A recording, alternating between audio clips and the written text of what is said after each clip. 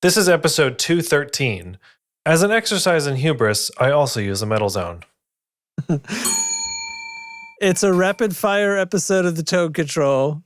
This doesn't go long at all.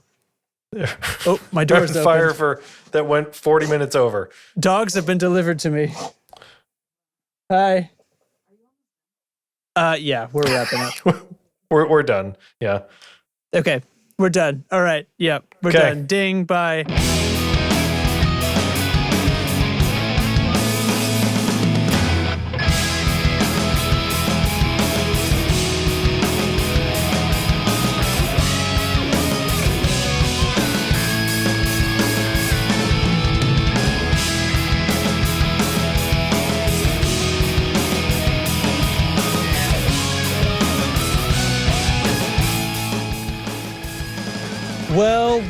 Well. Look who painted his office. We did it. I should have you know, my office was painted months ago. We rearranged, right? Is that what happened? We're facing a different way? I've taken a 90-degree turn. So like the background people recognize is just right. It's right here. But I have moved because we got new carpets installed in our upstairs. Yeah. And as such, I got a new desk because my old desk was like too small and just from IKEA and nothing very exciting. So I got like a badass motherfucker sit stand desk that's like fully powered. Rad. It's absurd. It is a total smoke show. So I've been setting that up all week, and now we're in here. I took Monday off because that was carpet install day. Tuesday was desk assembly day, and shout out to Eric, friend of the show, and I think currently in the chat, for coming and helping me build it because he never uses his name. Yeah, I think. Tubamp is here. Tubamp. Tubamp. Yes, thank you so much for coming to help build it. Eric's local, so that was super handy and great. So we hung out, played some guitar pedals, and built this desk. It weighs a lot because there's a lot of motors involved with it. So, and the fully, the whole frame is solid steel. So it's like really intense. Yeah. But it's a badass. It's a bad bitch. So I love it. And this is the first podcast at the new battle station. And like, I don't know if you can kind of see like my work setup is over here. Yeah. So that's going well. Panoramic monitors and L-shaped desk. I've got the big screens over there and the Mac on this side. It's rad. And I think it's going to be awesome for streaming the demos for the show because I realized I can stand it up and stand and play guitar, and it's not going to be weird like leaning down to work on the computer. So that'll be nice. I'm super pumped for it. Yeah, I hadn't thought of that. Yeah, I was just like, also, it's a fucking dream running cables under this because you just raise the desk. You don't have to. You have a lift. Oh, I got to get under my desk. Yeah. Hold on. I got to get under the desk. Better lift it up. Jack up the desk. Got to give my desk an alignment. Yeah. I'm gonna Car write that jokes. Da-dum, tish. And alignment. It's great though. So like that's the thing that's been going on here is carpets. Which now, like, my chair doesn't move at all, so I've got a rolly thing in the mail coming. I can't like one of those, one of those chair plates. Yeah, basically. Chair skate. So, I'm copywriting that right now. Actually, before this episode goes out, I have to like get out of the chair and move it because it's so grippy in our plush, wonderful new carpet. And hey, shout out to carpet installers. That is the hardest work I've ever seen anyone do in my life. And they fucking killed it. My house looks brand new. It's awesome. Awesome. Way to go. Yeah. Carpet. Way to go. Am I Check right? this out. Got this this balance board. Looks like a skateboard deck, kind of. That's a cutting board, Derek. Yeah, it's bamboo. It's got this this shit on the bottom. So I can like wobble while I stand at my desk. It's got these like bumpers on it so I don't like ding up anything. And so it's rad. So is that so that you'll sometimes fall? It's got like a 3-inch rise in the middle and you just like teeter. It's just like a keeping your back moving kind of situation. Yeah, back and hips. And it doesn't have any, no front to back motion. It's just left to right. Oh, it's very controlled. Okay. Yeah. It's so cool. It's not like a Willy fall down kind of game. No, Different it's kind not. of fun. It's not like it'll slip out from under you. It's just enough to kind of keep you like shifting your weight a little bit throughout the day. So you kind of just constantly are moving a little bit rather than fully sedentary. So I'm sitting now. I'm in my chair now, but it's cool. Yeah. So yeah, I'm still getting things organized and situated, and in that phase of like, oh, maybe this would be better off 2.5 inches to the left. Right, all these little tiny tweaks that you make. Yeah, see how it goes. I'm going to move my keyboard 6 inches that direction and see how we go. So yeah, exciting times. That's what's happening. That's why my place looks different. It is not actually a different place. I'm just like facing the windows now instead of the windows to my left, and it's cool. Rad. Okay. All right. Well, was that a good or bad start to the podcast, do you think? I just dove in. We rolled right into it. Yeah. Well, it's exciting because like to do whole new floors in your place is that's a big job. And you kind of can't do a lot until that's done. Right. So with baby coming, the countdown has been on floors for a while. Like we got to do floors before we do anything else. And now it's like game on. Yeah. So we're getting things back together.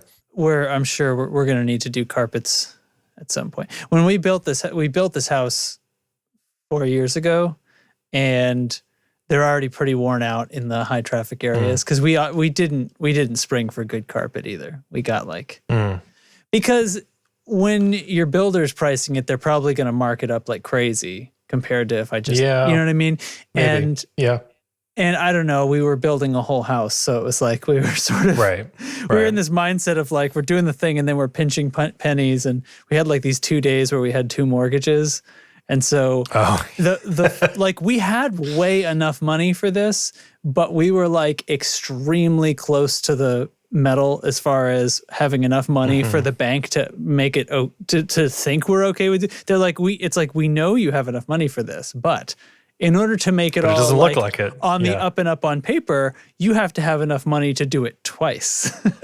So it's so we cut some corners there. But anyway, carpet is also like the cheapest flooring, and especially the cheapest flooring to like reinstall. Like as much as it's like labor to actually to do it, to move the stuff and put it there. Because you're not dealing with like finishing floors and stuff like that, kind of putting it in and cutting it and stuff. So, yeah, and there's a lot of free installation deals at the big box stores, which is what we got. And there's so many options now, decision paralysis like you wouldn't believe on stuff like that. And also, just because things are bananas right now in the first place, carpet is also the flooring choice you can get the soonest because everything else is like constantly back ordered and sold out. Oh, interesting. Yeah. We ordered this whole shit in like mid-February and just got it installed Monday. Wow. So, yeah. Anyway, that's fun. Well, I've had it's been a week of running toward a finish line of like 4 different projects, and I can tell you right now they're all supposed to be done tomorrow, and I'm pretty sure they're not all going to be done. But whoopies. Yeah, but it's interesting. So I've just been like I haven't been in Discord except occasionally I'll get a ping because like you'll have something you actually wanted me to notice, so you pinged me on it, and I open Discord. Oh, there it is. I respond with like 2 words and then put my phone back away, and I'm like back at it. Right.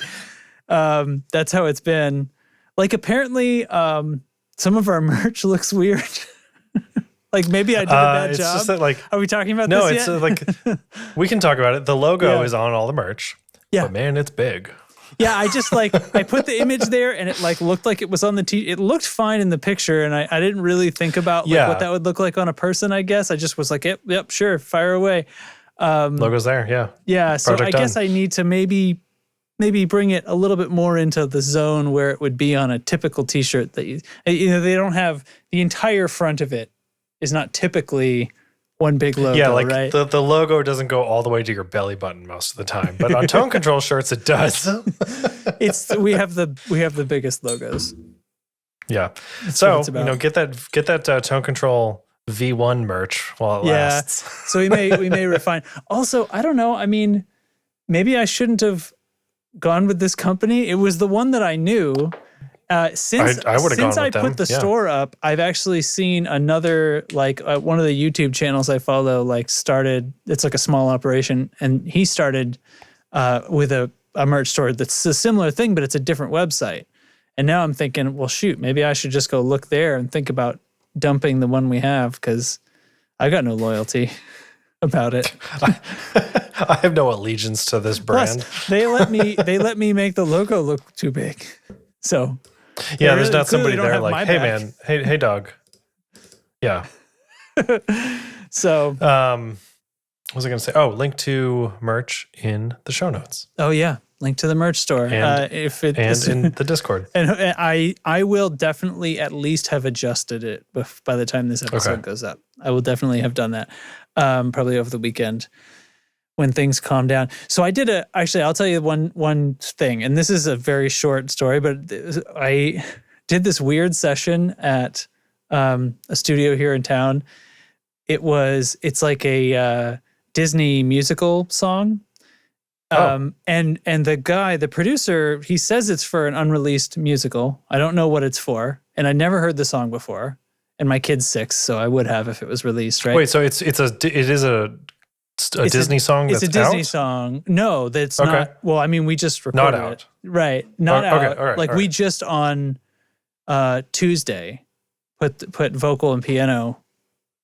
It could be like a demo. It strikes me as like a demo. Like, and I've heard like on the Frozen soundtrack that my kid wants to listen to all the time. There's the songs that are in the movie. Then there's a couple that were like cut from the movie, but were still recorded by the stars of the show. Yeah. And then there's like some others, like some celebrities did their cover of a song, which is fun. And then there's like demos.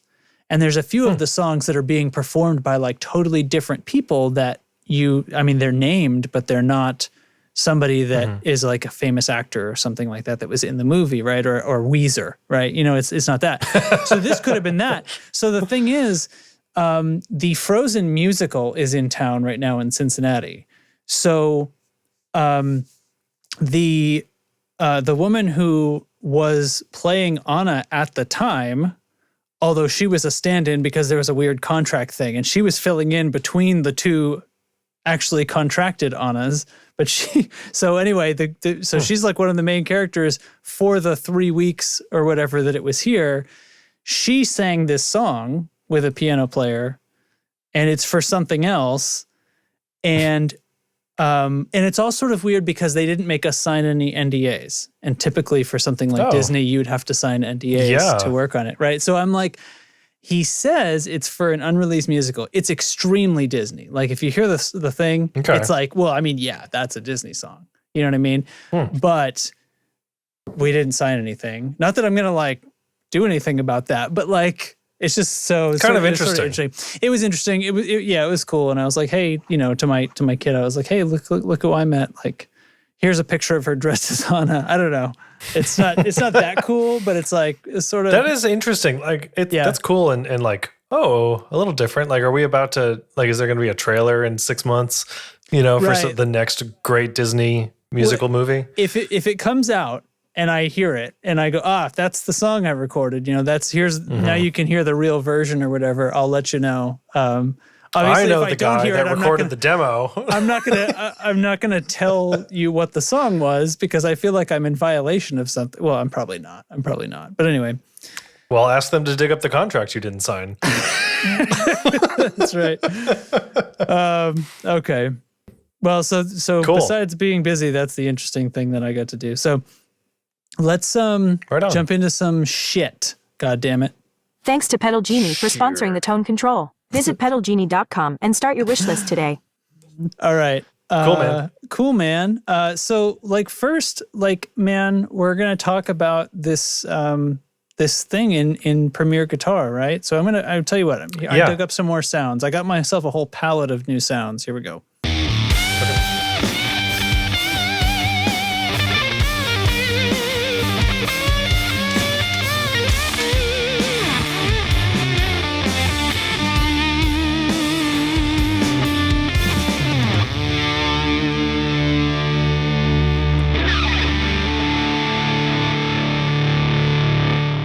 know it?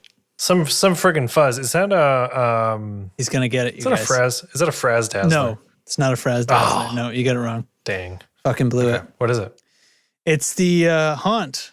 OBNE. Oh. OBNE. Okay. Haunt. OBNE. Fuzz. Oops, Cool. I just did it with Fucks. X's instead of Z's. It's the Haunt. It's Haunt Fucks. Good Lord. Very good. I'm typing it into the Very notes because I put in the notes what pedals I'm playing. And I wrote FUXX. Fucks. Very well Jesus. done. Very well done. Yeah, that fuzz sounds real hot. It was a clippy fucking boy. hot. Yeah. It's fucking major, super hot. It's major business. So check it out. Alex cool. from Copper Sound is writing it's a column for Premier Guitar. State of the Stomp. Yeah. This is a recurring column that name. that Premier Guitar has done for a long time. Mm-hmm. And months ago, Alex told me, "Hey, I'm going to start writing for Premier Guitar under this column." I was like, "Oh, that's so cool!" Yeah, So I remember he sent hearing me the about first. Yeah, he sent me the first one, and I read it, and like just completely ignored putting it in the podcast for no good reason.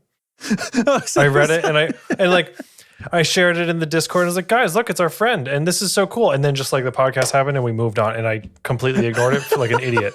So, like, I was like, just completely brain farted that. Like, oh, we should like talk about this. And so anyway, he texted me the other day and said like, "Here's a new." He was like, "How come you're still article. dissing me?" So I was like, "Oh no, this is the time. We're gonna throw this in." Yeah. So anyway, check those out. Alex Giraldi writing for Premier Guitar. This month's issue or article episode is called Edition. Edition. That's the word. Yeah, Your yeah. trade secrets / trade your secrets. And it's kind of a look into sharing trade secrets within the community and like within builder communities. And Alex makes some good points about how like in other industries and like other silos of work, that's not a thing that really happens. Like you would not give away the secret sauce, but it does happen with guitar stuff. Somebody asks like, how'd you design that? And they will tell you most of the time, unless it's, like something literally super secret for some reason. But it makes for like an interesting conversation around like the culture of advancing the industry that we're a part of, the art of all of this. Yeah. So check that article out. I'm not going to just like tell you what it's all about because then, you wouldn't go read it. So go read it. Go read it. That's interesting. I encounter that in my industry as well. Like, I think there was an old guard of it's a secret. These are my trade secrets sort of stuff. And I'm not sure if that was universal, but I definitely know like, It's felt like in the last 5, maybe going out to like 10 years is when things started to shift. And then it was like people sharing things kind of more freely because it's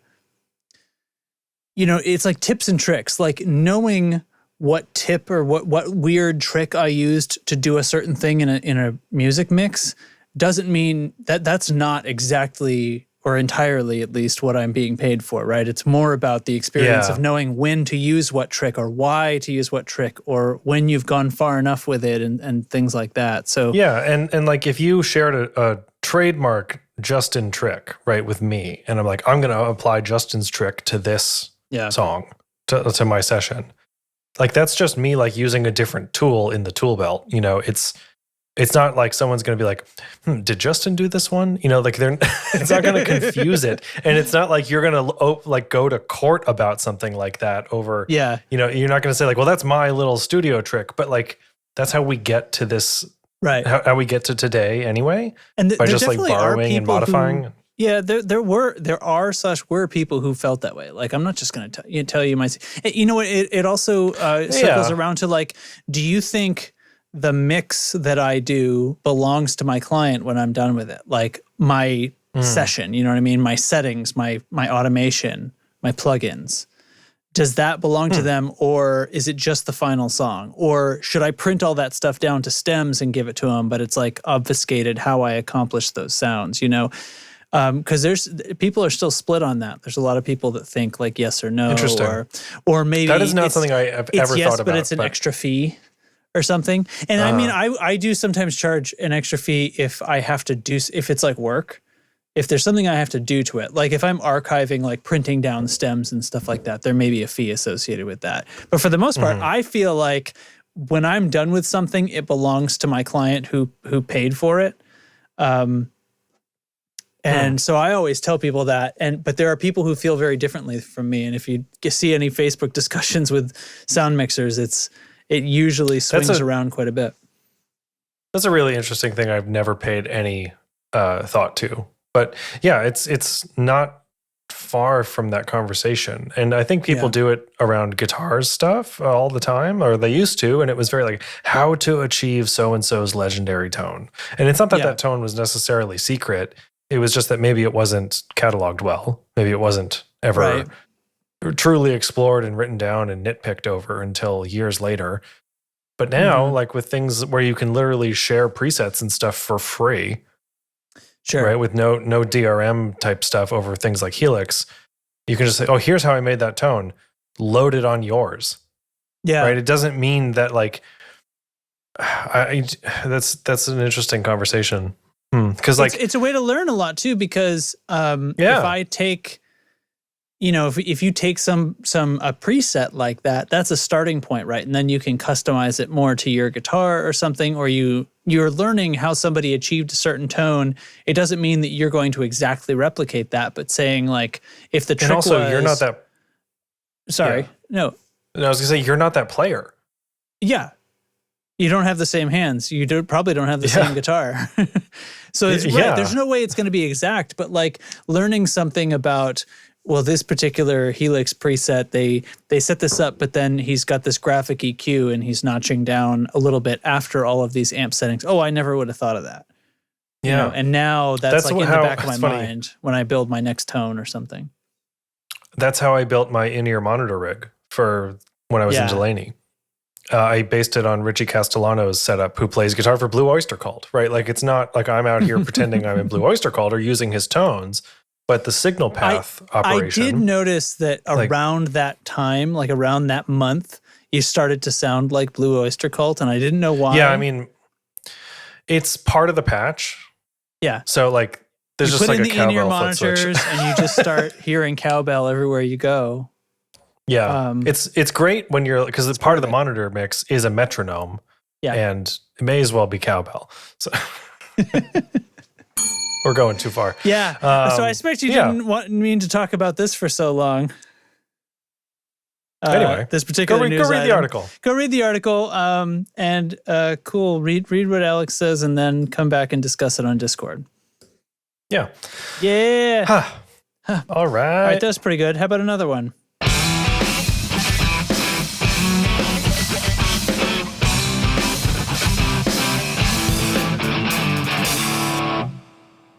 That's a Justin demo. I don't know what it is. I think I don't know what any of them are anymore. All right. So this is I prepared. So here's what I did. You remember I was saying like I had to redo a bunch of things with our sounds to get them to work with my new system. Well, I went and I did 12 of them. And a bunch of them, I went and dug into some of the old ones that don't even have drums and were really short little stingers when we were making them just to be stingers and not from whole pedal demos. So I have a bunch of stuff. And next up, the next thing is a bunch of stuff. So I didn't know how you wanted to handle that. So I thought it was at a good time. Derek put Let's out do the one request for each thing. Okay. So Derek put out a request for show topics. And he got this. He got 6 things. I got a bunch of stuff. They all seem fine. I'm going to write in here. What was this? What was the stab that I just did? That was the Butta by CMAT. Oh. CMAT mods, yeah. Yeah. That's an oldie. Butah. You dingus? All right. Okay. We're talking about... Okay, so you want me to ding one of these for each one? I'll start at the back. What is this? What is this one?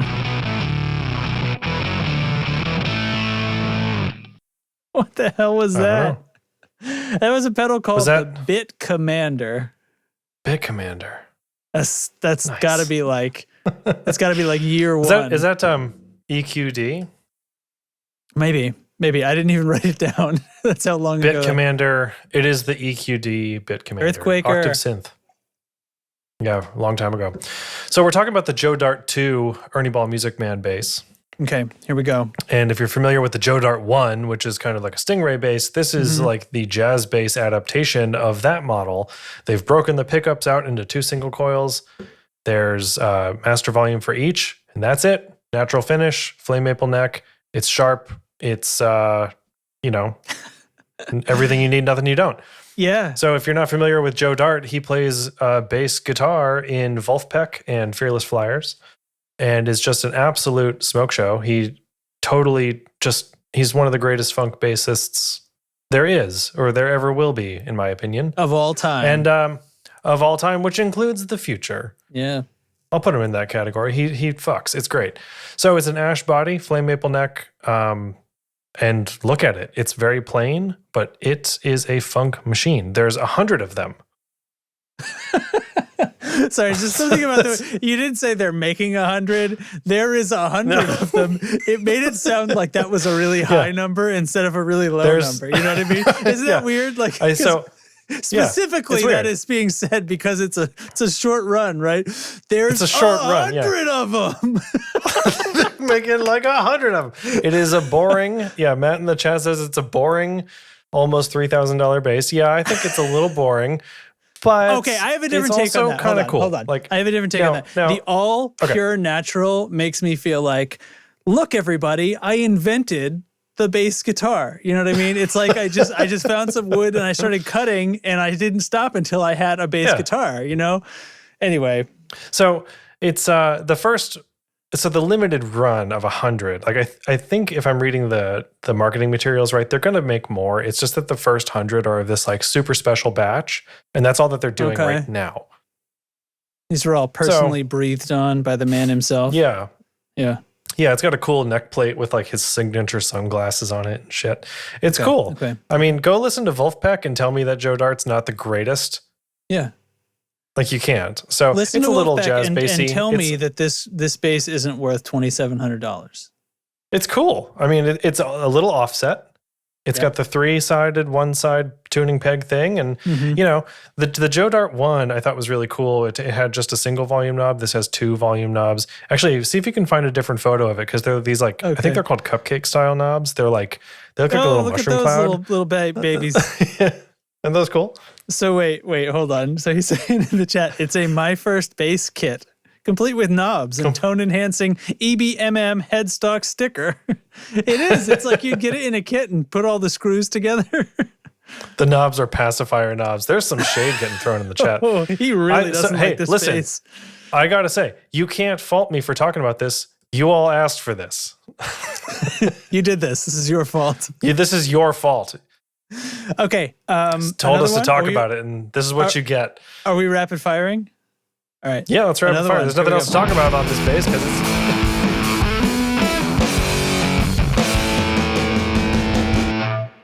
All right. No idea. I'm losing it, man. Another one from mine. Well, these are ancient. I'm telling you. That was. Oh, I should be writing these down too. That was the Caroline Olympia, which I believe is a fuzz. Oh. Probably. Yeah. The thing is, though, it's not that these are old. It's that I haven't been doing a great job of remembering them in recent weeks anyway. So yeah. Okay. All right. That's fine. So I didn't write down who suggested all of these following things, but the next one was talk about when to buy gear and or how to be happy with the stuff you already have. Okay.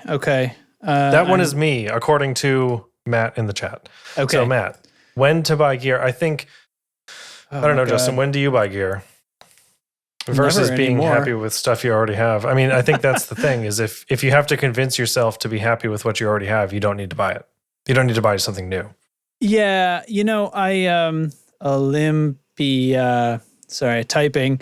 Okay, so I'm gonna think about this more. Like I haven't bought nearly anything in the way of guitar gear for a long time because I haven't been playing. It's just been like for studio stuff. So I haven't bought anything related to guitar unless it was going to be useful for my studio.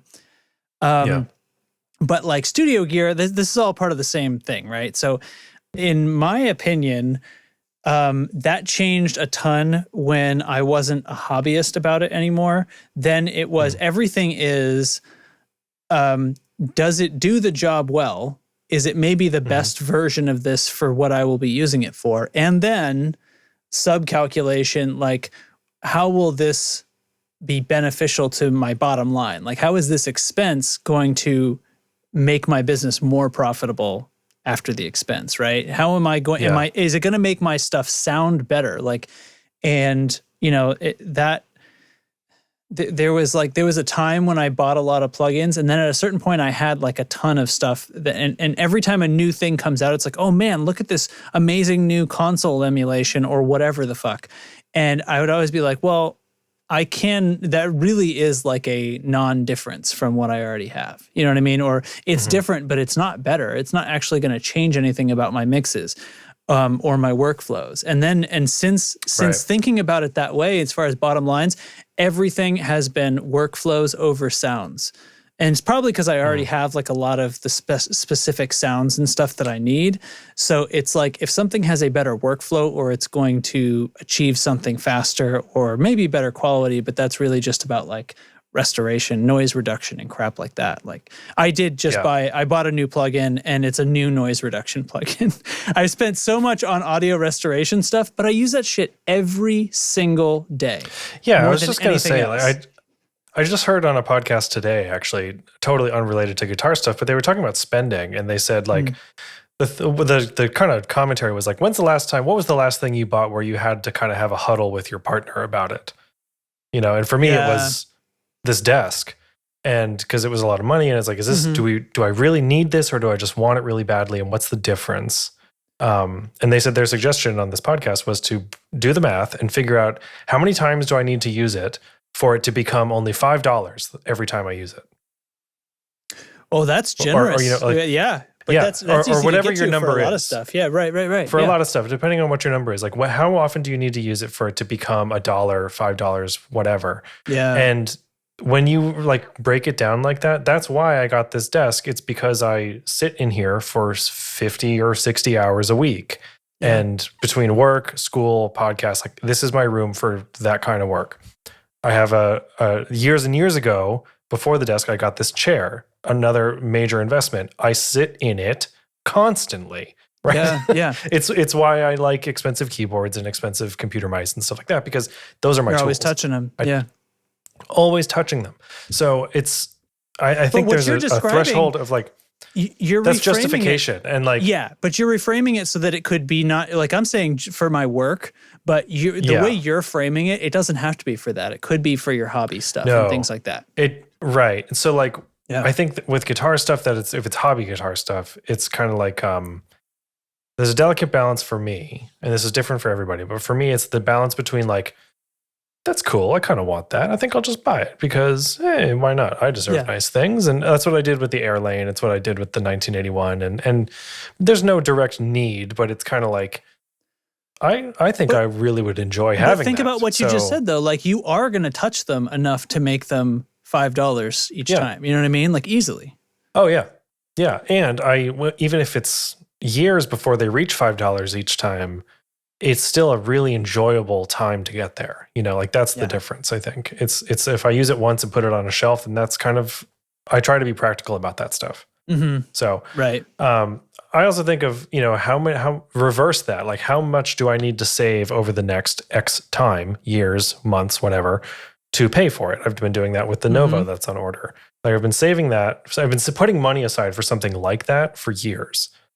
Then I decided it was Novo, and like, I kind of had the money ready. So it's like I've been able to put aside $50 to $100 every paycheck for years, right, to make it happen. And so like I know that when it comes, I'm going to fucking love it, and I don't have to worry about the money. But as far as like when to buy new gear, I think it's just like that's the personal justification of it that is I can't answer that. Yeah. So like Matt's saying, what if it's $10 each time? That's what Derek said, right? Like find your number.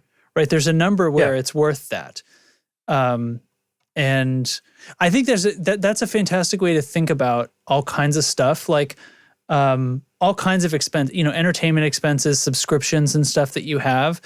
Because at the time that you're buying something and it's like, well, obviously I should get the yearly because there's a discount on that. But boy, that seems like a lot of money just for this thing that I can't even touch or whatever. You know what I mean? And there's this mental block. And my wife deals with this a lot. She'll have like a mental block about like, this doesn't seem like it exists and therefore it shouldn't be worth money. But it's like, no. It's what you use with it. And it's like, if I can spend $4 on a fancy coffee, that's probably cheap for I'm outing myself as I don't buy the fancy coffees, but whatever. Like people spend a lot more than that on a fancy coffee.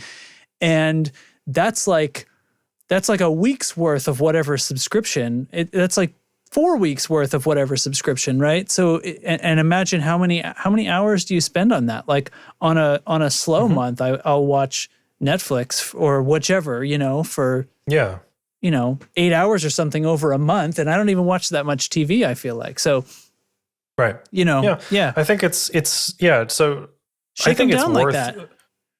Rationalize it to yourself hard. Like I sweat purchases like this hard. It took me weeks to kind of build up the courage, I guess, or the justification to myself that that this desk was not a or whatever it is, that the Novo, that like a car, a house, whatever, is not a stupid purchase, right? It's not, you got to break through that like impulse buy zone.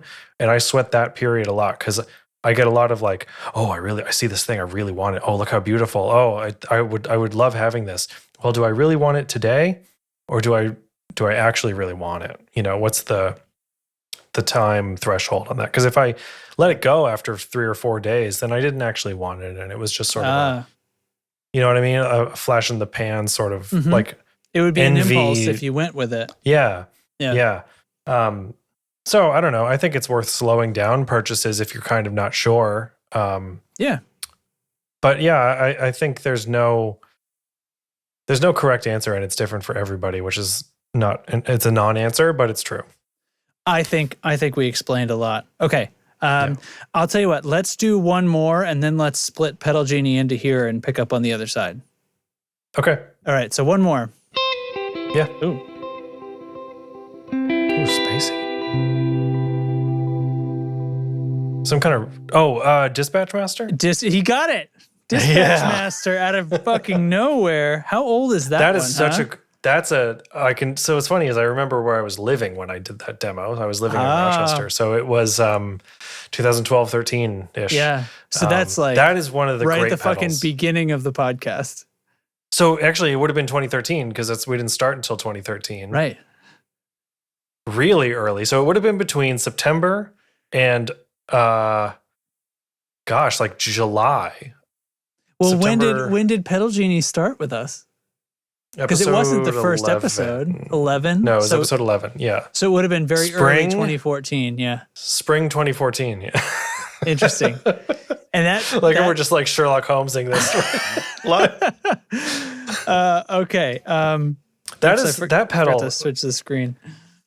Oops, I didn't mean to. The Dispatch Master is. What am I doing? God damn it! I don't know what the fuck I'm doing. Who let this clown run the show here?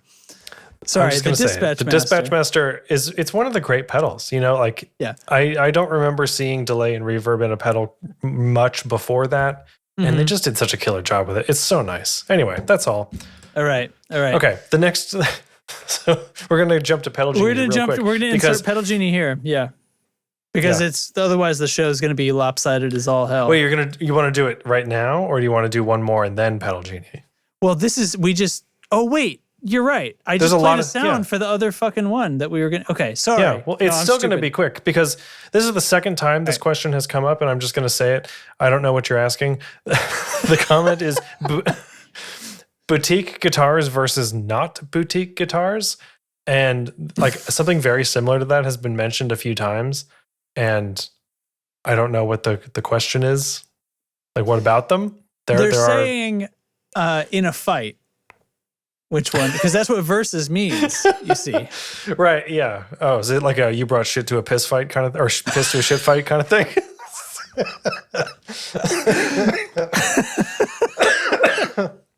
Oh, so the question in chat is to buy.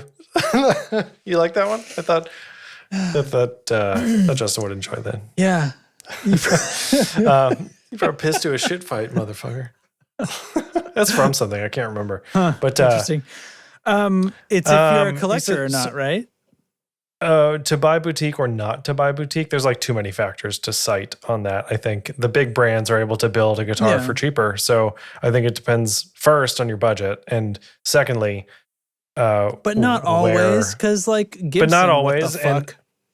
Right. But also, right. I had an interesting thought about Gibson the other day, which if we have time to get to, we will later. But okay.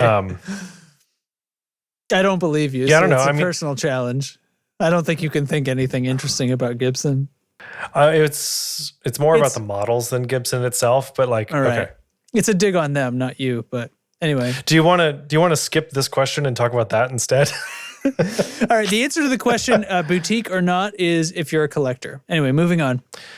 Oh, hang on. And I'm not going to answer which one you buy if you're a collector. That's up for you to figure out. So Eric in the chat is saying he's got an Equitz on order because I wanted to get myself a custom shop build, heard him on a podcast, liked his approach, and I like what the guitar looks like. Boom, done. Right? That's enough reason right there. I'm getting the Novo, which is like super boutique as well, because I want it, and like it's a little it's a graduation gift to myself from myself, right? It's just There are not going to be many times where I'm able to buy a piece of gear like this, so I'm going to take advantage of it while I can. And if I have like X dollars to spend on gear, am I going to go to Fender? Probably not. But that's personal, I guess. But right. But if you're buying, if the choice is to buy a brand name like a non-boutique brand name guitar, it would either be because you are going for one of the cheaper lines, I guess, right? Or you're getting it because it's a whatever year Gibson or some shit. That's what I mean by being a collector, right? Because like, Okay. Anyway, so what's the thing? What's the thing? Oh, about Gibson? Yeah. So my thought about Gibson is, or it's more that that's weird. My Google Docs thing just rebooted itself. I don't know why. Anyway, I think the models, like let's take the Les Paul for example. The Les Paul kind of exists to me beyond Gibson. Does that make sense? Like, kind of, it doesn't matter that Gibson makes the Les Paul. The Les Paul is what's important. It's not Gibson that's important, I think, to me, to players maybe. Like this is a little thing that I just realized a few days ago. I think I'm starting to pick up what you're saying here. Yeah. The thing, like when we complain about Gibson and like quality control and like all the changes they've made to the model, it's like we're mad about it because it's like, how could you do this to the thing that is so cherished, right? That's the thing that we're mad about as a community. I think I'm like mad you a always little hear bit differently, but go on. But like that's the common conversation. Okay. It's like, why would you put a brass nut on the Les Paul? Yeah. It's stupid, you know. Yeah, asshole. But it's and like I'm also mad about quality control and stuff like that. But nobody's out here saying that the Les Paul is a bad guitar. I mean, people are, but like you know what I mean. It's like the model itself is not at fault. Right. The things that make a guitar a Les Paul are not the problem. Yeah, and I think that's a really important thing to distinguish. I guess I don't know. I just kind of thought about this the other day because we're going to talk about Gibson in a few about a bass, but like. It's just, I love my Les Paul, but I'm annoyed at Gibson still, you know? It's such a weird thing. But you're annoyed at Gibson, but you're not annoyed at it being a Les Paul, but you're still annoyed. Yeah. Okay. Right, but like if the Les Paul was made by somebody else, you know, with the, like, and Gibson was still doing all of this stuff, right? How would you feel about it then? And I don't know. I think it's the models exist outside of Gibson and they're the ones that just sort of happen to make it. That's how I'm kind of looking at it these days, is in like the last 4 days. That's feeding it. So the thing I said, like I have a little bit of a different complaint about Gibson, and I think that this synergizes well with what you just said, because I think my problem with them is not them in particular, but they just happen to be the company that owns the IP to make these guitars. Yeah. Right? But they still, they are scalping their own guitars. Like that's how I feel about it. Because we talked about scalping on the last episode and like what is scalping. And it's basically like capitalizing on or creating scarcity, because one of the things I think major factors of scalping is actually trying to create the scarcity.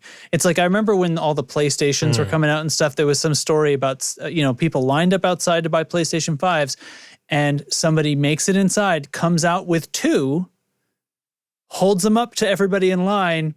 Here they are, $1,000 each. Yeah. Or something like that. Like just did like so. Just and there's 2 less in the store right? now. Bought them so that there's less available, so that he could do that, right? And I feel that Gibson does this, and it's, I don't know. I'm not saying that they're producing too few guitars. I think they are creating, somewhat successfully creating the idea that their guitars are more valuable than they actually are as guitars. You know what I mean? Well, they're doing it based on legacy, right? It's all like this. It's the name. It's the guitar of your heroes, and it's the. This was a great conversation in the Discord a few days ago, last week or so. The authenticity, right? Like the authenticity. Look at all of the names, the artists that are endorsed by Gibson right now, and like find me someone who's under 30. Like they don't exist. Like their Gibson is not. The conversation was like, is Gibson failing? There's no Gibsons at Coachella. Well, duh. Right, I saw that headline. Like, is Gibson done for? At the EDM concert down the street either. Like, what a dumb remark. I don't know. And it just was. They're kind of resting on their laurels as the maker of the Les Paul, right? Of these iconic. But do you think it's overvalued? Culture. Like, isn't it overvalued? Can you say that those guitars are worth $5,000? They're worth. Like, this is the different conversation again. Like, they're worth whatever anyone will pay.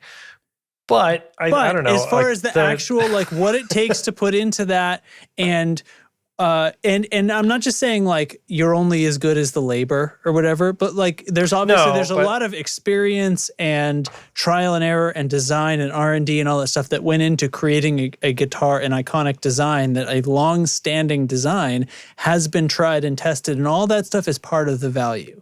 But on the other hand, we have boutique guitar makers that are making fantastic instruments that are pricey but still don't reach those levels. There's plenty of examples. Fender, their next closest competitor, constantly making stuff that I do not feel like Gibsons are inherently more valuable, or they wouldn't be to me as a player. Right? It's like, I don't think that one is a guitar that plays and sounds better and therefore should be worth more. That's kind of what I want to say is the value of it, right?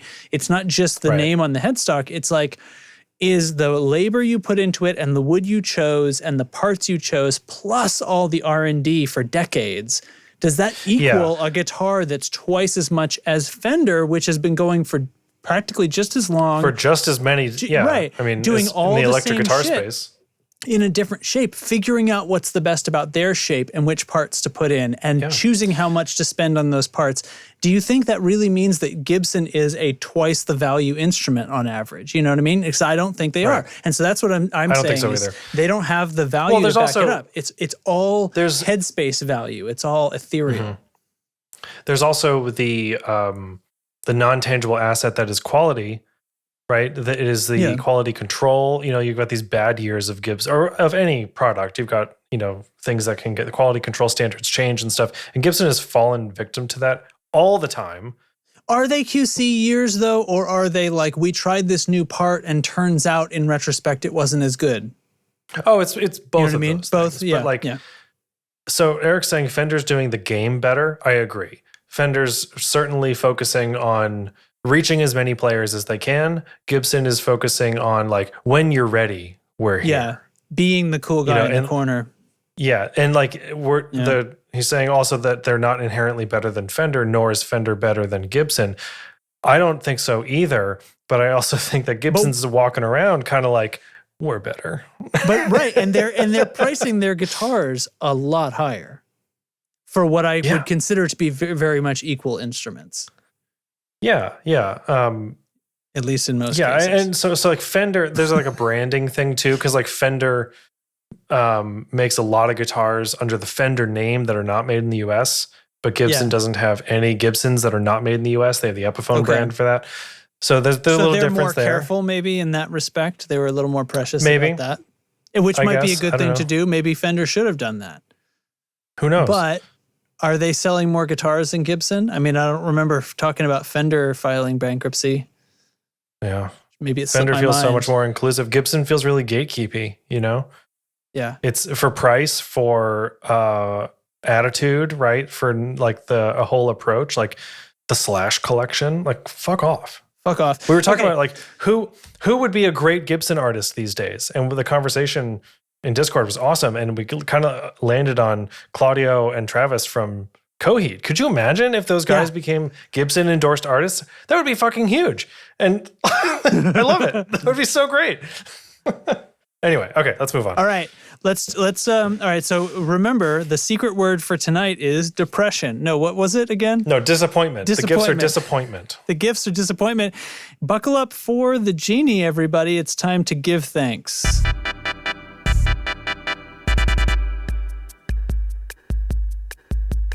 Pedal Genie is like the Netflix of guitar pedals. Rent any pedal you want for as long as you want for one low monthly price. Shipping is included and there are no late fees or time limits. With over 1,500 pedals to try from nearly 100 different manufacturers, Pedal Genie definitely has the gear you want to try. Subscriptions start with Flex at just $19.95 a month. Try out one pedal at a time for as long as you want. Send it back when you're ready for the next one. For only $39.95 a month, the standard subscription includes shipping, so you could have a different pedal every few days. If one isn't enough for you, Pedal Genie Pro gets you 3 pedals at a time for only $64.95 a month. Shipping included. There's a subscription for everyone, and best of all, your first month is free. If you find the pedal of your dreams, the one you just have to keep, Pedal Genie will offer you a buyout option. Prices vary with the length of your membership and the type of pedal, but you'll definitely get an awesome price for the pedal in your hand. So head to pedalgenie.com to fill up your wish list with pedals, and they'll send out your first pedal ASAP. Pedal Genie, all your pedal wishes granted. Okay. Very good. Yeah, this is funnier than I thought. I was afraid it was going to be really depressing. Ryan Reynolds made a very good showing. Guy's good for a lot. Yeah, I like the conceptual gift calls, you know, like we could say like boats or, you know, like this isn't something people. I like thought those are good, you know, but like an emotion. Yeah. Like that allows for a really next episode broad and different spectrum. Yeah. Yeah. Yeah. Love it. Oh God. So this dog, the last one here with really, that dog, like this is years ago, that picture is like floating around and I had never seen it before. And my friend told me that is Steven the dog. So is it? It's like Steven with an F on the front. That's Steven. And I don't know if that's a real dog name or if that's some shit that somebody made up or my friend made up or anything. Is that Steven the dog? Steven. Am I spelling it wrong? No, the dog is actually named Tuna, I think. Let me see if I can find this. Tuna dog. Is a Chiweenie.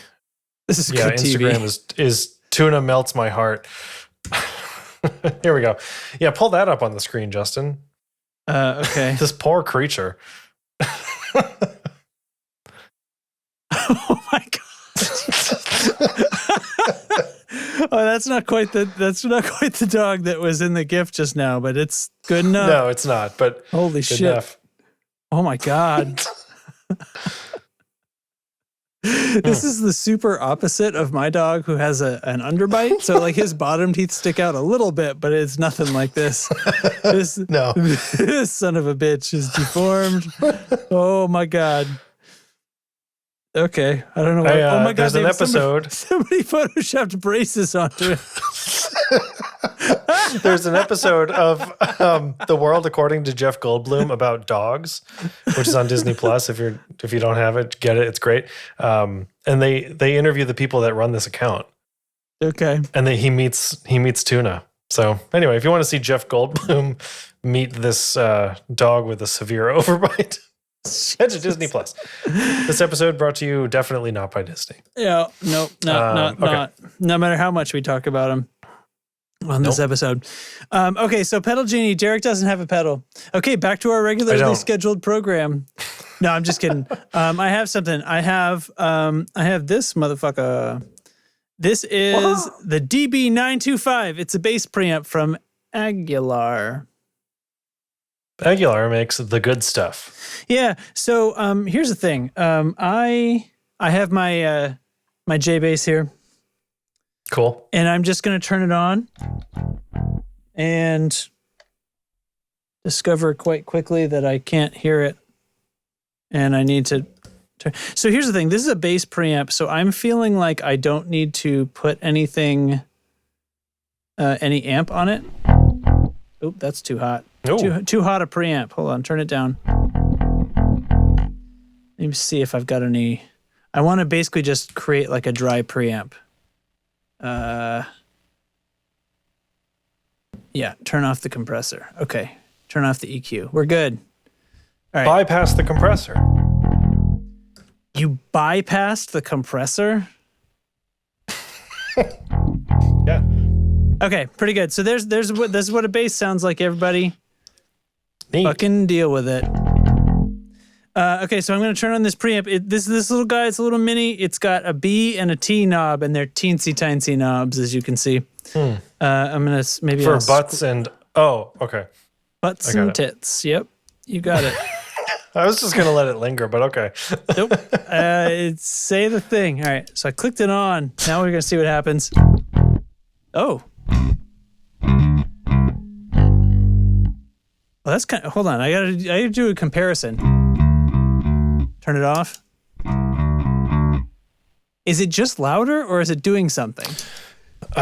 This is one of those really hard things. It's giving it a little juice for sure, but is it volume or is it? So to me, so on my end, because I'm not hearing it through Discord, right? It's volume, but it's also like there's some sub there. There's definitely some tone shaping going on in kind of a subtle but powerful way. Are those knobs both at noon? They're noon. So let's dime the T. Dime the titty knob. Dime the T's. Oh, I think it was a treble. I think you were right, Derek. Now that I turned it up, I realized I don't think it was a knob for tits. Okay. All right. Hey, now you're in Green Day. Let's turn it. So with the treble knob all the way down. Yeah, I think these are just like shelf EQs. Let's turn the bass all the way up, baby. Ooh. So that bass knob is definitely affecting very, very low frequencies. Like it's definitely like below 100 hertz. Let's turn that off. Ugh.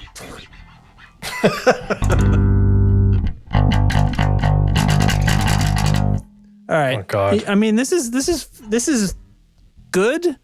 It's like the not distortion part of the Sans amp. It's kind of like a nice version of that. You know what I mean? It just like kind of does something. So Gives I mean, it doesn't have anything lift. else. Like it doesn't have like a volume or anything like that. No, Justin is not a bassist. I mean, and I don't know what the fuck I mean, he's saying you're basically the best bassist. Yeah, I'm not seeing anything for like an internal trim pot for volume or anything like that, but It's got 2 bands of boost, it says, and it's an FET preamp. It's so simple. It's right, basic. Get it? I get it, Justin. And I like it. Thanks. I don't know what to tell you. I think for $150, like you can't go wrong with anything from Aguilar, especially like they make like it's a preamp and it's there, so like it's good. We know it's good. Yeah. It's just sort of like there's some guy. What's it really doing? Yeah. I think around this site. I don't know. I don't know enough about the nuances of bass and preamps and stuff to really say, oh, this is so great. But it's having just it's on or it's off. There's no volume control, and then there's these sort of tone boosts. Oh wait, if okay, does that mean if they're boosts, then if I turn them down, does that mean this is flat? It is. If I turn both B and T knobs all the way down, it sounds the same. Off, on. Oh my God. So when I have them at noon, it's giving me a smiley boost is what it's doing. Yeah. Okay. Cool. Well, whatever. But great. I'm glad we made that discovery at the last fucking second. But anyway. The last possible second. Yeah. Yeah. $150. I can dig it. I think it's cool. It's simple, but it really does sound good. And yeah, all told, I would rather have a Sans amp because I like putting hair on bass. Yeah. And that's usually but anyway, that's the thing. That's cool. Isn't it? Thanks, Pedal Genie. Oh, I still have the Old Blood Noise Black Fountain because I do plan to do a stream at some point, but I couldn't because my entire upstairs was in my downstairs. So take that for what it's worth, I guess. Turn that into whatever you want. Definitely don't turn that into a meme. Thanks, Pedal Genie, for sponsoring the Tone Control. And they just might. We'll talk to you next time. Yeah. Okay. All right. Back to questions. I'm gonna play another sound. We're gonna try to do the rapid fire we claimed. All right. I think you can get this one.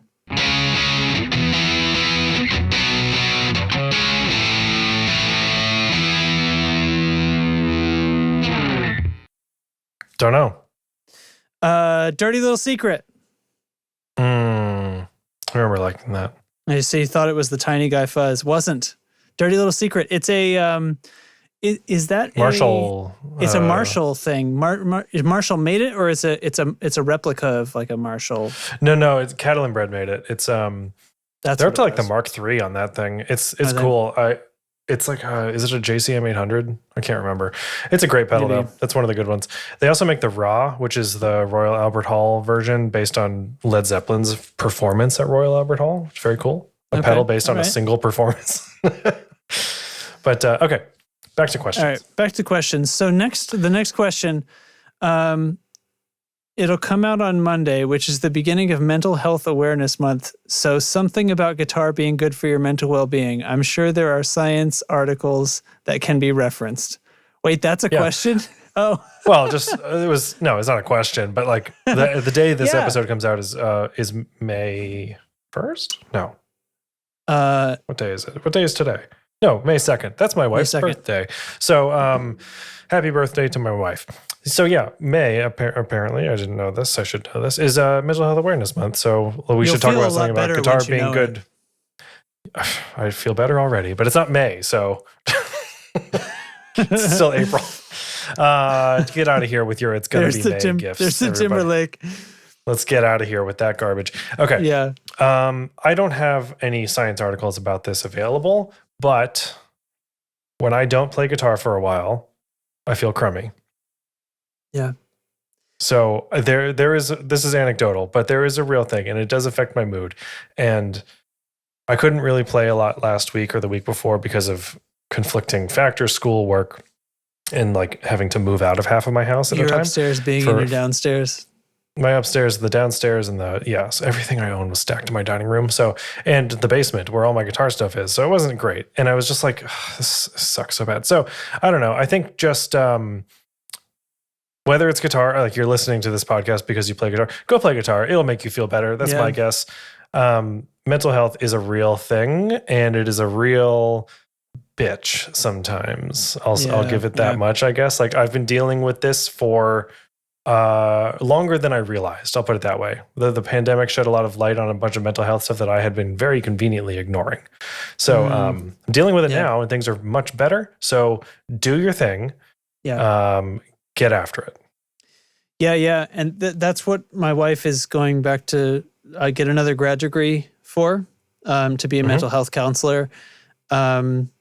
Because she sort of discovered that was one of the parts of her current teaching job that she liked the best, was when she would help individual students on a one-on-one basis, because she made herself available to them. And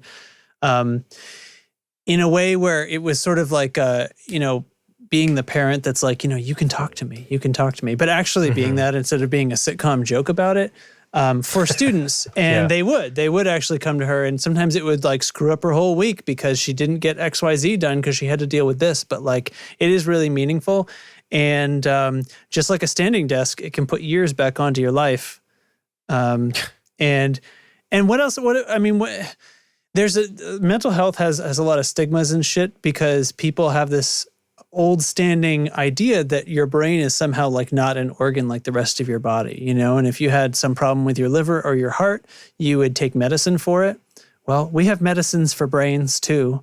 Maybe you need that, maybe you don't, but you shouldn't be afraid of it either way. And I heard something the other day. Guitar is physical and mental exercise in a certain way, just like running or whatever, and crossword puzzle, like whatever it is that is. I think we need a distraction from some of the bullshit, and guitar is a fantastic distraction from bullshit. I agree. Eric is saying in the chat, contrary, if playing too much is wearing you out, it's okay to step away too. Big agree. If you're playing too much, then guitar is the bullshit, isn't it, at that point? Yeah, and now you need a distraction from that. Yeah. Your scales are off. I heard something really great the other day that said, your brain's job is to keep you alive, not to keep you happy. All right. We move on to the next one on that. Yeah. That's so good, isn't it? Like I try to, when I'm having a bad day, I think about that, like, oh, my brain's just doing its job. Like it's, I feel shitty because it's trying to keep me alive.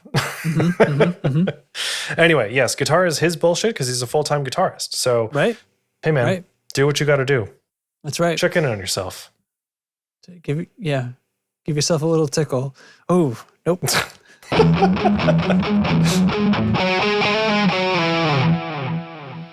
All right. Oh gosh, I have no idea. Is that a drive pedal or a delay? That is it just like that's Pod Farm. Is it one of those weirdos? Green Rhino. That's what company is that? Way Huge. Way Huge. Yeah. That's Way Huge. Green Rhino. Okay, next up. This son of a bitch. Tell me about this. Yeah, everybody was like, "Don't talk about this bass." They said, "Don't talk about it." Yeah, somebody jokingly threw it in there and was like, "Hey, nobody should be talking about this." And I was like, "Fuck you! You said you threw it in the chat. It's going in. You blew it. It's you can rock like the God of Thunder. It's the Gene Simmons G2 Thunderbird in ebony." Fuck Gene Simmons. This is the thing, right? This like who's been waiting? $2,800. Who's been waiting for this, right? Fucking stupid. Oh God. Okay. Who's been waiting for this thing and is like, oh my God, it's here? I'll tell you who wasn't. Women. Fuck Gene Simmons. All right. That's it. We can move that. on. Yep. All right. Let's get another fucking thing.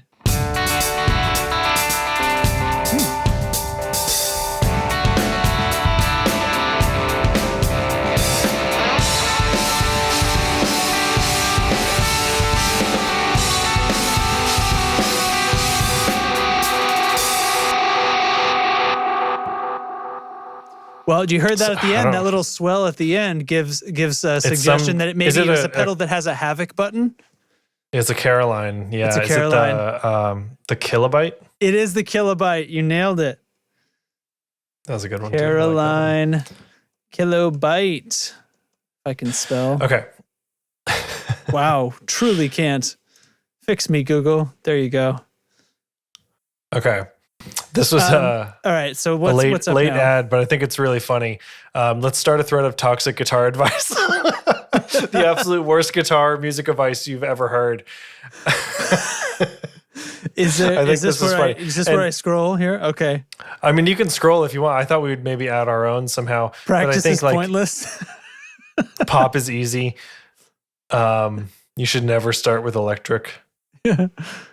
Study Little Wayne's technique. So, okay. I think this is funny, but I also think there's like, what is some bad advice you've heard or advice that you hear a lot that is actually maybe not great? And the one that I think of all the time is practice makes perfect. And that is not true, because if you're not practicing the right thing, it's all that. So practice makes permanent. And that's a really important distinguishing factor for me. Try to make sure you're really actually practicing the right thing and not total bullshit. Right. That cuts both ways too. Like you practice something wrong and you will have to unlearn that, right? You have to unlearn it. Yeah. You have to unlearn what you have learned. And anyway, bassists don't need tuner pedals.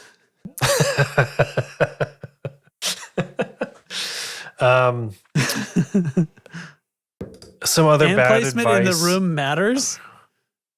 Oh, elaborate on that. I could think of a few rooms where it does matter. So tell me about that. I think, like, are we talking a live environment versus a studio environment? Because, like, that's very different. But yeah, live. Okay, yeah. Probably not. Trying to think, like, what is some of the other like bad advice that I've heard? I don't know. I think it's just that, like, the we've talked about this a lot in the last few episodes, is the idea that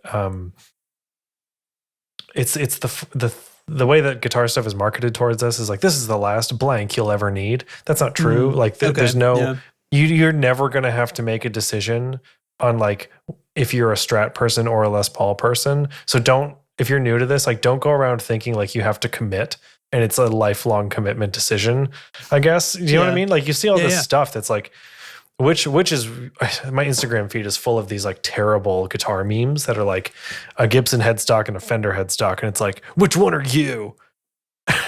Right? Or like a Marshall and a Fender amp and a Vox and an Orange. Like, you know, you can only pick one. No, you can't. That's never going to happen. Like, just be realistic. Are those, and like artificial engagement posts. It's, you know, trying to get people to weigh in on something, because it stabs you in your tribal nature, and it also, you know, right, you're wanting to participate and all the different things. Yeah. Like, I'm wanting to participate. I also want to know like where my Orange boys, you know. Yeah. And that sort of bullshit. I sent one to Eric on Instagram the other day that was like, which do you prefer, 3x3 headstocks or 6-in-line headstocks? Yeah. Like, what the fuck is that? That is not a thing. It depends if I'm playing a Telecaster, if that guitar or Les that Paul. guitar. Yeah. Yeah. If I'm playing the Les Paul, I much prefer the 3-on-3. Yeah, if you're playing I find the telly, the 3-on-3 really sucks on my telly, so I always go with the 6-in-line on my telly. What a stupid, like, you know what I mean? Dumbass. Just fucking so dumb. I hate that crap. Well, I love the idea that somebody is like fighting that battle, right? They're playing their telly, but they're tuning a different guitar because they just fucking hate 6-in-line. I gotta have my 3-on-3, and he's like tuning the. But what I'm, oh man, yeah, I guess what I'm worried about is that like the noob, like the total newbie that's like learning about this whole space, right? And sees that and goes like, oh, I never really thought that there would be a problem with either of those. I guess there is. Like, you might assume as someone who's uninformed that like there's a thing about one or the other, and like one's better or different, or how is it better? And it doesn't fucking matter. And no one's there saying that. Like, I don't know. I worry I feel like about there's those something people. about this in string gauge, like you know, lighter strings. Well, you've got a few factors here. So there's guitars in shops are typically strung super light, because I guess I think the idea is it's supposed to feel really easy to play, so that you'll be like, wow, this guitar feels great or something. But then you run into like, you know, tuning problems. Guitar stores something. use 9s. Yeah, so then do you have it the other way? So if somebody's getting into guitar, do people tell them, well, you got to like gauge up your strings in order to stay in tune, because light strings go out of tune? I mean, neither of those things are exactly true, right? I just thought of another bad advice thing. Bigger strings means bigger tone. I think that's what I was just leading up to, Derek. What is it? Okay. Is that like, what you thought of when I was walking you down the path to that? Is that? Yeah, I mean, it's just that like that's kind of come up a few times. Like I've seen on my YouTube feed and stuff, but I did it. Like, everybody has kind of experimented with string gauges over the years. I don't think it's irrelevant. Like, I don't think it's irrelevant to the sound of things, but because it does change I think it changes the focus on the fundamental, right? If you have like a super thick string compared to a super light one, right? But it's not like super dramatic. It's not like the difference between a bass string and a guitar string. Right? Of course, yeah. So really it starts to get to be about how you play, doesn't it? It's like, if I'm playing really hard, then I'm probably going to want heavier strings so that I don't get as much bend. Yeah, there's that. And I also think when you're using, one of the reasons you might want to use high gauge strings, heavy strings, is for down tuning. to increase the tension at lower tuning. So that is the thing where you're like, oh, it's lower, so it's heavier, so it's bigger, right? Like, oh, what are they doing? It's bigger strings, right? It's you might have a correlation causation problem. Didn't somebody prove though that? Well, you know what it was? It was Fluff's video about is lower heavier. And he kept tuning the guitar down a step at a time, and he was like drilling out the tuners and stuff to put bigger strings. Oh yeah. And shit. I think Rob Scallon did that too. Yeah. Okay. Rhett Schull did a video on like the string gauge thing, and they went down to like sevens, really low. And because that's famously what Billy Gibbons played, and his tone's enormous. So yeah. So whatever, eat it. Anyway, that's all. I don't know if I can think of anything else. I'm like making stuff up that I feel like these don't make sense, or they should be against the rules if it's not advice that we've actually heard in the wild. Right? Because if I can make up something that's bad advice, it's a really, really fucking good idea to plug your speaker into the wrong output on your amp and blow up your fucking amp. That's a really good idea. Practice bass before playing guitar at a show, because that's like using a weighted bat, right? Is that real? That sounds like it might be real. No, I literally just made that up. But I'm really that's a good one. That sounds so genuine. Play bass, when you're practicing guitar, because it acts like a weighted bat. Don't do that. Drink heavily when you rehearse, because you're going to be drinking while you're playing your show, and otherwise you won't know how to play. Yeah. Yeah. Because you gotta practice drunk. Isn't that a Family Guy joke? I think that's Peter gets really drunk and plays piano. Oh yeah, that's what it is, right? He's like blacked out and can play piano. Yeah. Okay, let's go. All right. We got one more thing, I think. Do we have we got a thing? review. Shout out to Mike for reminding us that this segment exists. All right, I'm gonna pull out another oldie.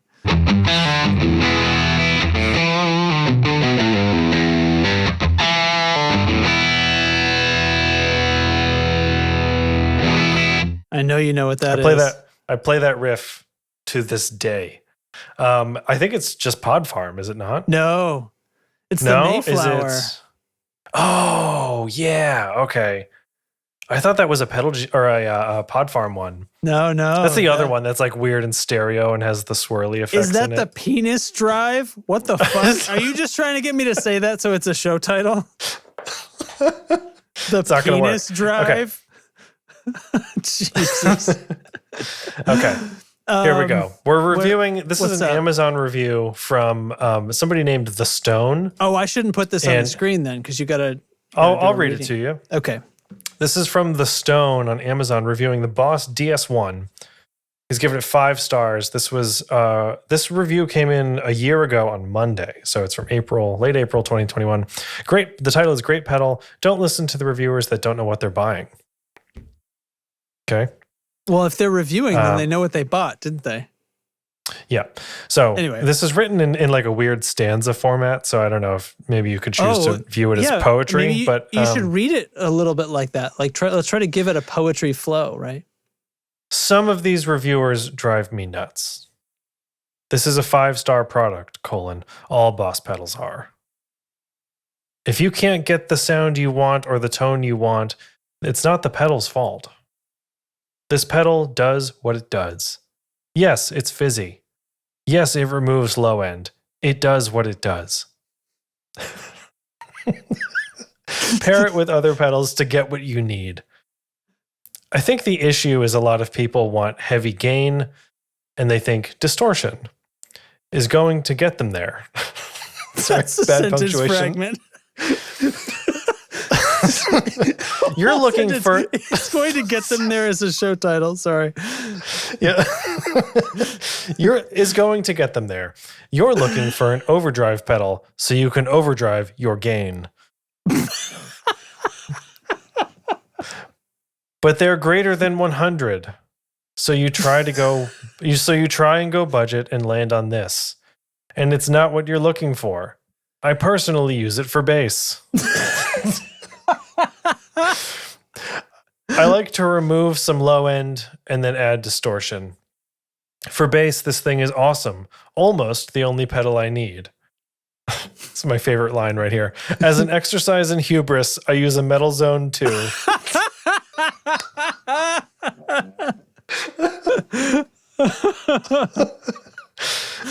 We're almost done. Almost. Buy this little box. But this little box also sounds good with my Gibson SG guitar. I love this pedal and Boss in general. 17 people have found this helpful. I'm going to click helpful on that. I just gave him a rating on that. That's fantastic. As an exercise in hubris, I use a metal zone 2. Oh, Jesus. I love it. That was a good one. Yeah. So, reviews. We want to keep doing these. It's tough because they aren't all this glorious. Yeah, it's hard because do we go for something that is we're reviewing the review, right? So it's not about the product; it's about the review and what it does for prospective buyers. So, do you go for stuff that's really high end and really well respected gear that is critical and can offer some real insight? That could be a very valuable review. But then you've got this, as an exercise in hubris type stuff that is also on its own just more remarkable. It's an experience to read such a review. I don't know. Which do you like more? I don't know. I don't know. I think there's a whole colorful spectrum of great reviews. I think I could really get behind a sincere review that's just so well written that it's actual prose, or this weird shit with sentence fragments and stuff is great. Sometimes it goes way onto that side and it's barely legible. Run-on sentence for a giant paragraph, this sort of shit where people just start going. There's a special place in my heart for all of the ones where they clearly don't know what the fuck is going on. You're not even sure they're reviewing the right thing. It's so out of I thought this would be blah, blah, blah. And it's I don't know. You were trying to make omelets with your guitar or something. I don't know what you were doing. Yeah. When I was looking at the product, I was trying to pick a review. And many of them were one area of Amazon that might be kind of an untapped market for us are the questions that you can ask on the product page that people can answer. Oh, yeah. Yeah. And some of them were I saw that this pedal doesn't come with a power supply. Is that true? And that's a thing. Pedals often don't come with their power supplies. And people in the market for a DS1 might not know that. So good question. One of the answers have a power supply. So you're right. It was one of the answers was, no, it does not come with a power supply, but it does come with a half-dead battery.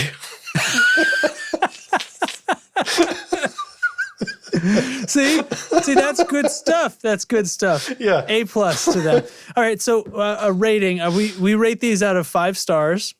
I was about to ask what we rate them out of. I just decided instead. Let's do it. I'm okay if we change the rating scale every time. This is so tonight for out of 8 tonight.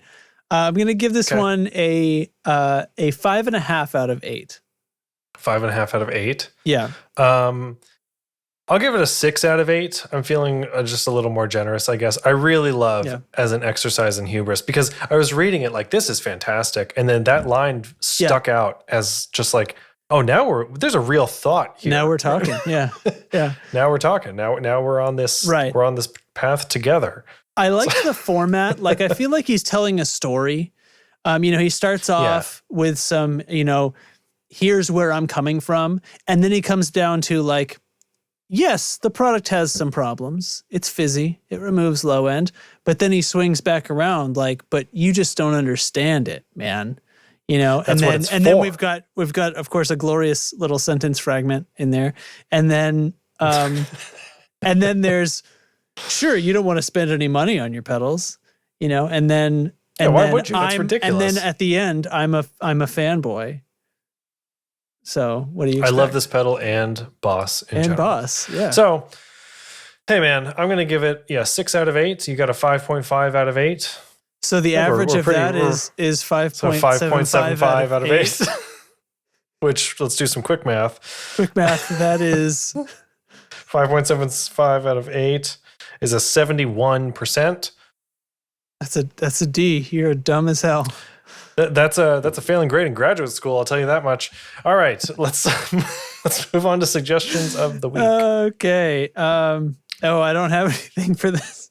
That's okay. I've got two. Then you got two. Oh, yeah. I'll throw in the one that I did at the beginning of the show before we were recording. I just did my desk, and I have been using these.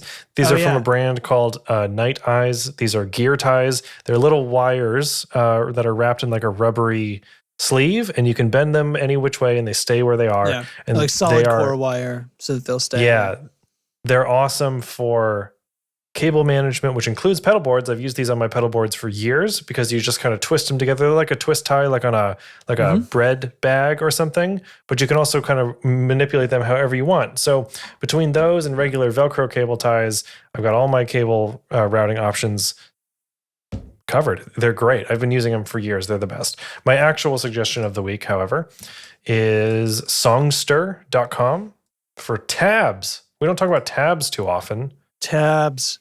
It's what you pull off your soda, right? This little guy. Yeah. Tabs. Wait, what is that? What is that page you're looking at? I typed in Songster and I'd only put one Songster R on it. with two R's. You got to use two R's there. Yeah, sorry. SONGSTERR.com. Songster with two R's.com. Don't leave that R out. Yeah. Here we are. Here we go. So yeah, this is my preferred tab website because it plays it for you. Like you can listen to it play the tab. Oh, that's great. So when I'm looking up a tab, I don't have to play the song anymore. I can just it'll do it for you. But it's nice because like if you type in some songs and stuff, you can choose the instrument that is on screen. So it's got bass tabs. If there's more than one guitar track, it'll have both there as well. And it'll also switch. It'll do notation. It shows you the tuning, the tempo, and stuff. And if you click play, I don't know if this will come through Discord, but it will play the track basically, but in this sort of MIDI tabbed version. And you can get a sense for the cadence as though it were sheet music, you know. Right. It's like bouncing and it's just along. kind of. It's kind of like Matt's saying. It's kind of like Guitar Pro online, but yeah, I'd agree with that. I think tends to be the most accurate tab site in my experience too. The accuracy of tabs is horrible most of the time, but I've had a lot of good luck with this one, and I just want to recommend it. That's pretty great. Yeah, and it is playing. It's not coming through onto the. And thing. What's cool is like when you're looking at the tracks, copyrighted piece of music anyway. So I don't know if that was. Yeah. It's when you choose the instrument. So if you under the play button on the right hand side, there's the guitar headstock. If you click that, it'll show you all the different instruments that you can focus, and it will play that including track louder all the other in the tracks mix. and stuff. Yeah. Wow. So, and it'll like do if there's a vocal line, it'll like compensate it by like claiming it's saxophone or trumpet or keys, something like that. Okay. Yeah. Because Cliff Burton's backing vocals are apparently played on tenor sax. That's for the MIDI. Is that what's going on? Like the MIDI is playing tenor sax? Okay. I gotcha. Yeah. Like so if you want to learn those other. Just. The finger. It is the finger. Yeah. There's no bass. It's just a finger. I played the finger. So, cool. Yeah, I like it a lot. Oh, yeah, it just turns them up. Yeah, it changes the mix in the headphones for you. So you can, if you're like, I want to learn the solo, you just flip to the solo track and it fades the other stuff down. It's a really good one. And you can pay for a premium thing where you can slow it down. You can solo things. You can loop things. Oh, neat. I don't have any of that. But, all these ones that are locked. Right. But this is a lot for free because like that other, I think it was Guitar Pro online. That's one of the ones that comes up often if you just search for like a chords for a song or something. And they're always trying to get me to like, oh, click here and I'll play it for you and all this other stuff. But it sounds like these guys are giving a lot more for free and then tucking some more advanced features behind the paywall instead of the whole fucking thing, right? Yeah. Yeah, I use it all the time. It's a good one. It's a good one. Songster with 2 R's. Songster with 2 R's. And I was totally fooled because the other one, like I didn't know what the fuck it was. The other one comes up and it has like, it's clearly like about Guitar Tab or something. It was just some sort of other site. So that's fun. Hey, so it's been a long one. Let's get out of here. Yeah, let's get out of here. So there's just time left then to invite everybody to Discord and thank our patrons and plug the merch store one last time. Merch store link in the show notes. We do not have a nice short link for that, but check it out.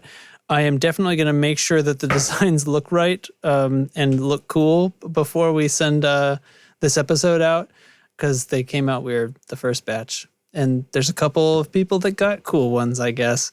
So, anywho, you can join us in Discord at discord.io/tone control. And if you want to support the show, you can go to patreon.com/thetone-control, where you can support the show for as little as $1 per month. And we'll thank you ever so graciously and give you a special name color in Discord. But if you want to support the show for $2 a month or more, then you will be a supporter plus, and we will refer to you as the Royal We.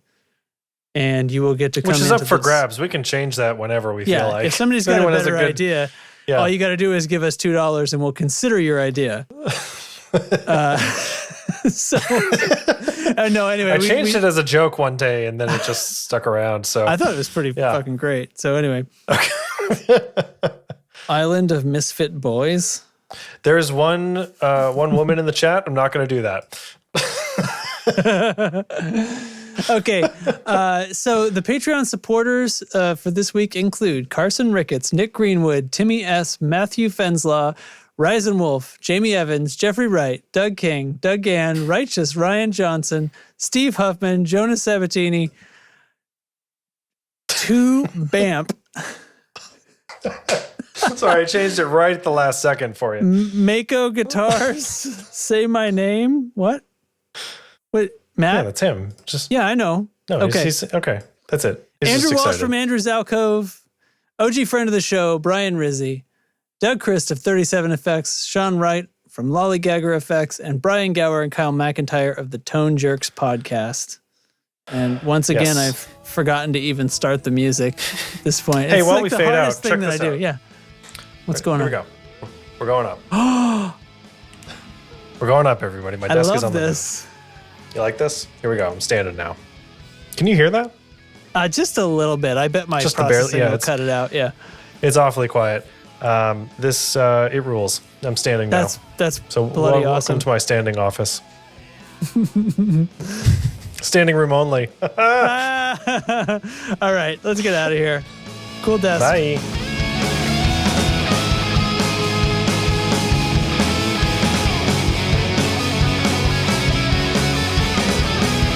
Justin, I think that's the wrong screen.